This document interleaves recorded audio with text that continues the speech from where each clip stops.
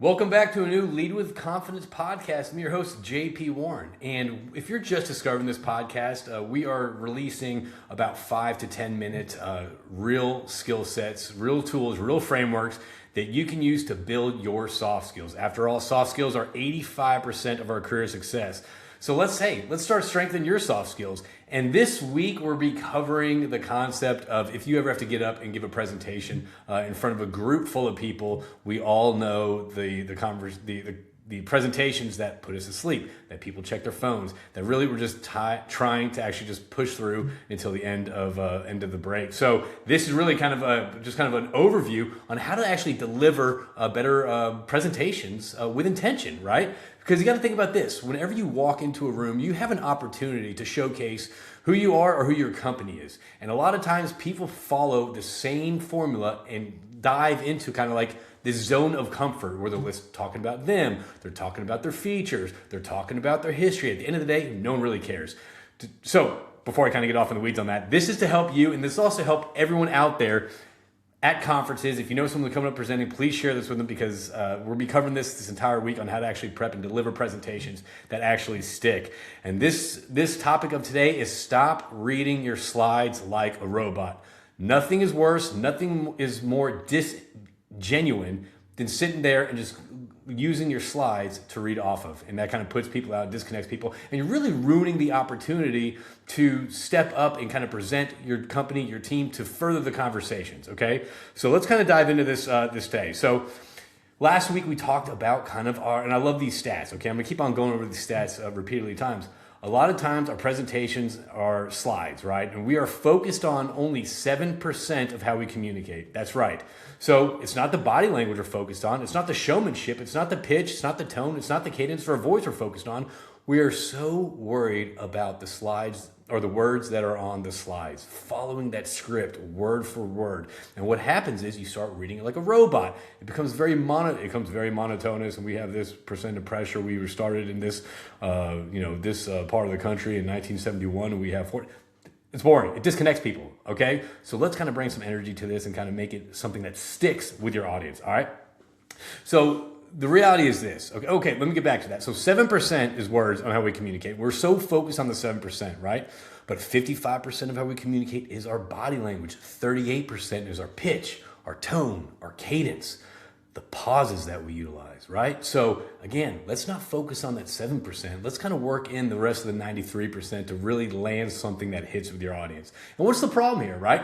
The problem is a lot of people use their slides as their security blanket. They're hostage to their slides. They stay up there reading the slides. They don't want to miss any information. And they're thinking, if I miss this information, it's not going to convert the audience. The audience won't understand what I'm talking about. So I need to stay with my slides.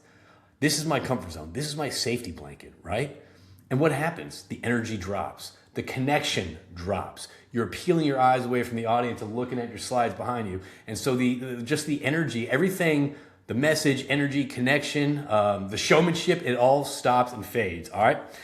Another problem is that I've worked with groups and all that stuff, when it comes to kind of like presenting lunch and learns or kind of technical presentations. And a lot of times there's so much time and energy spent on the development of slides. I would kind of argue, look at some of the successful product launches, for example, in the tech space, right? Let's look at Apple. Apple's slides, if you look at them, they are historically minimalistic. They have like 3 to 4 words or 3 bullet points on per slide, and that's it. They are telling a story with a slide as kind of the support, not the driver, okay? So stop perfecting the slides. Make them clean, make them minimalistic, and just use it as kind of a launch point should you kind of lose your message, okay? And the third problem is that people get up there and they deliver it with just this monotone. They're so, I'm not sure, listen, I get it. I got nerves, I got imposter syndrome. I don't like public speaking, but that's what I do. And every time I'm nervous, every time there's so much anxiety behind me, but I remember this, put myself in their shoes, right? What if I walked in there and I remembered my slides, I remembered the script, and I'm doing it word for word, and I'm not delivering it with any of that 38% or the 55% we're talking about, the body language, the cadence, the tone, the pitch, the storytelling, it's gonna disconnect a lot of people, all right?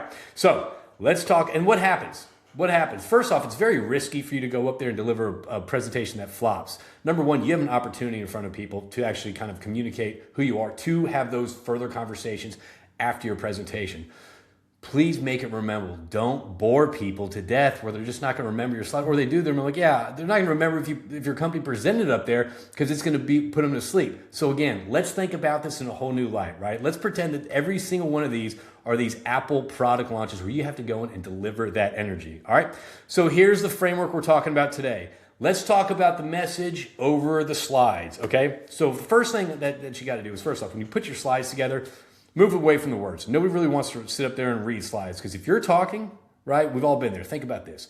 If you're in a conference and presentation, someone's talking, they put up a slide with a lot of graphics, a lot of data, a lot of words, you're not listening. Now you just shifted your focus to the slide and you stay at the slide reading that, okay? So I say this, build your presentation, minimum words. The next thing you need to do, think about the one message you want people to walk out with, right?